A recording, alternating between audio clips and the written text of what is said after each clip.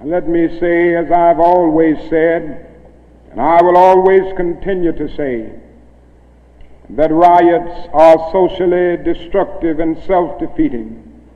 I'm still convinced that nonviolence is the most potent weapon available to oppress people in their struggle for freedom and justice. I feel that violence will only create more social problems than they will solve, and that in a real sense it is impractical for the Negro to even think of mounting a violent revolution in the United States.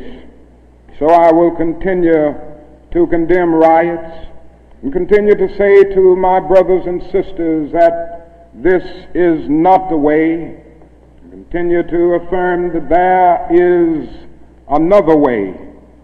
But at the same time, it is as necessary for me to be as vigorous in condemning the conditions which cause persons to feel that they must engage in riotous activities as it is for me to condemn riots.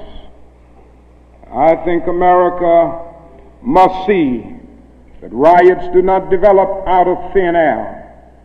Certain conditions continue to exist in our society, which must be condemned as vigorously as we condemn riots. But in the final analysis, a riot is the language of the unheard. What is it that America has failed to hear? It has failed to hear that the plight of the Negro poor has worsened over the last few years. It has failed to hear that the promises of freedom and justice have not been met. And it has failed to hear that large segments of white society are more concerned about tranquility and the status quo than about justice, equality, and humanity.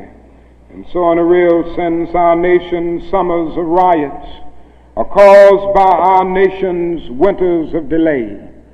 And as long as America postpones justice, we stand in the position of having these recurrences of violence and riots over and over again.